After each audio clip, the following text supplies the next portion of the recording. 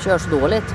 Ja, nu har jag varmat upp motorerna genom åren här. Vi ska se om det är kanske den här Amazonen som är snabbast, men det är inte.